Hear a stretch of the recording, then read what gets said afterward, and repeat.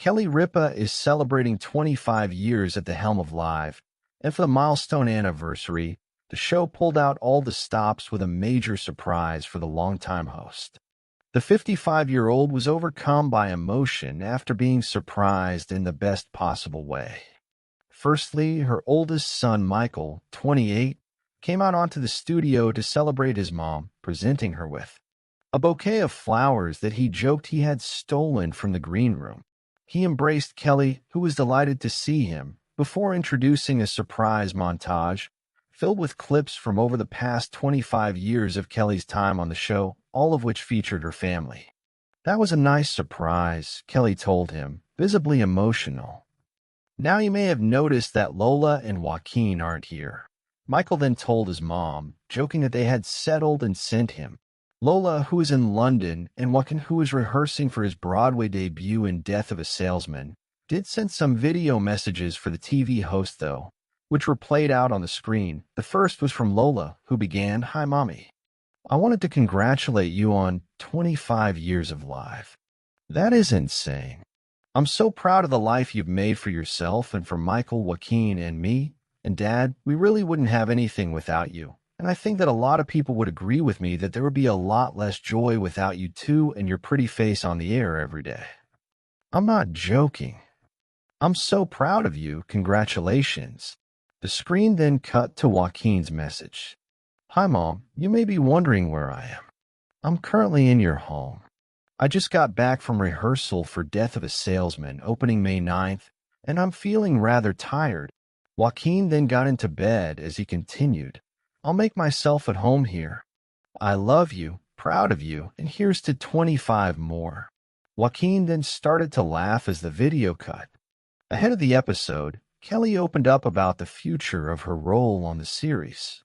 "I believe this show will continue on for as long as linear television exists," she told the Cider. "I believe that there are too many talented people out there that really deserve the opportunity to find their own audience and grow the audience the way they see fit. I don't intend to work for the rest of my life. I really do not.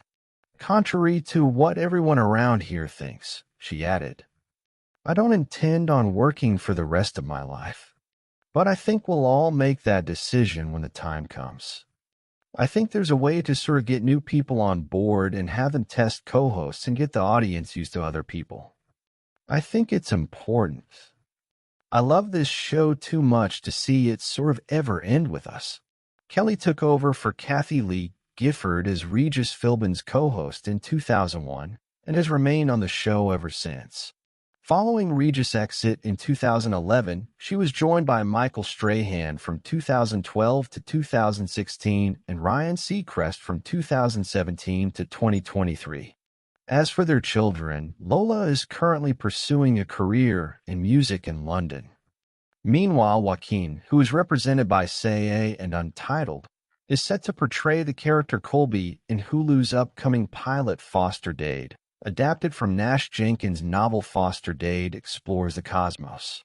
Michael, the couple's eldest son, currently lives in Brooklyn while working on the production side for Bravo's The Real Housewives of New York and The Real Housewives of New Jersey, and has also worked as a production. They told her it would be a routine anniversary, a trophy on a shelf, a few taped tributes, the usual confetti, and a polite round of applause.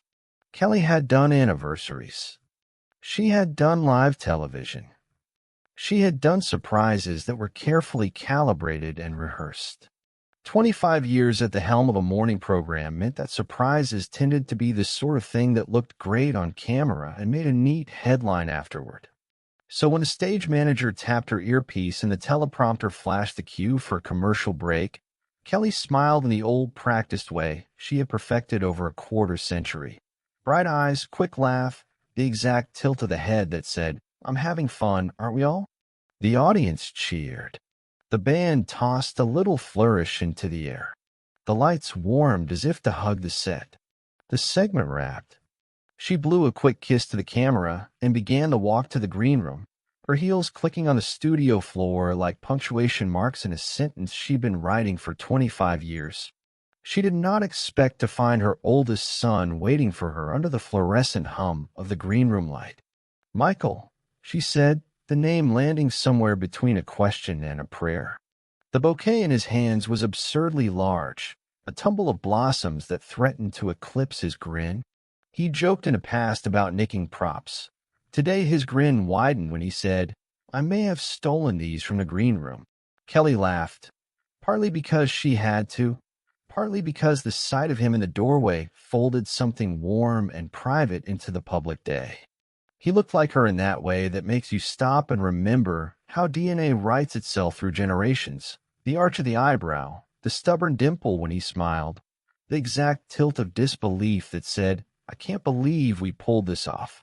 "I thought you were in Brooklyn," she said, and the words were less about logistics and more about disbelief. "I am in Brooklyn," Michael said, "but I wouldn't miss this day. Not for anything."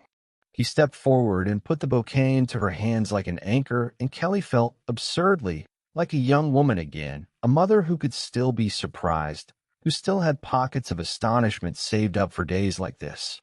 The studio audience was still murmuring, oblivious to the private moment blooming in the wings. He hugged her, a real hug, arms tight, cheek pressed to cheek, and for a second the years of makeup, the dozens of scripted smiles, the countless interviews fell away, leaving only the smell of lilies and the gravity of a son at her side. When he pulled back, Michael tapped a tablet he'd brought. The stage lights dimmed and a huge screen behind the desk came to life with a montage. Kelly watched herself flicker across the screen, young, fierce, and luminous, then older, more seasoned, the laugh lines newly earned and never regretted. Clips tumbled, one into the next, early morning hair mishaps, banter with co-hosts, the time she cried live after a neighbor's story about small-town courage, the ridiculous dances, the time she'd nearly fallen off a prop ladder. Interspersed were quieter clips, family cameos, small hands being lifted for a high five, a shy wave from behind the scenes. There were birthdays, holidays, a toddler face pressing against a studio window in a way that made the adult in the room catch her breath. The montage did not merely recount a career. It threaded her life through the lens of a camera that had watched her become a mother, a partner, a public person who still wanted to be private sometimes.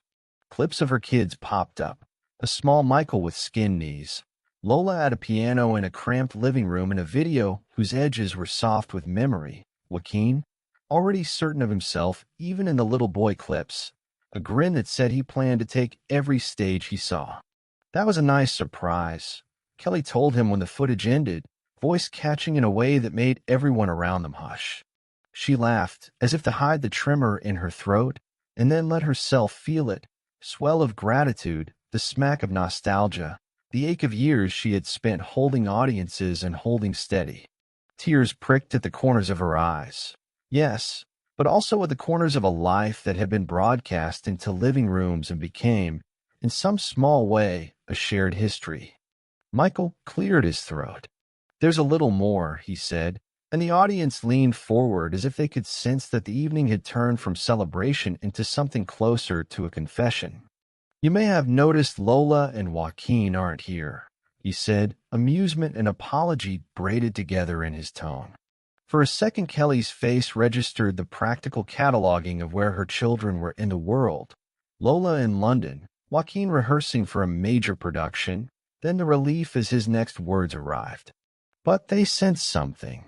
The monitor shook to life again. This time the first frame was Lola, not quite a projection, but the grainy intimacy of a home video. She was in London. The skyline behind her was a blur of lights and distance. She spoke directly to the camera, every syllable filled with the kind of affection that makes a mother's chest tight. "Hi, Mommy. I wanted to congratulate you on 25 years of life." That is insane. The words rolled out in a voice as clear as a bell. "I'm so proud of the life you've made for yourself and for Michael, Joaquin, and me and Dad. We really wouldn't have anything without you, and I think that a lot of people would agree with me that there would be a lot less joy without you too and your pretty face on the air every day. I'm not joking. I'm so proud of you. Congratulations." The audience laughed softly at the bit about her pretty face, but the laugh folded seamlessly into the kind of hush that had begun to settle across the studio. Kelly's hand flew to her mouth, eyes wet again, but steadier this time, because there was a public person to be and a private person to answer to, and the two had been living.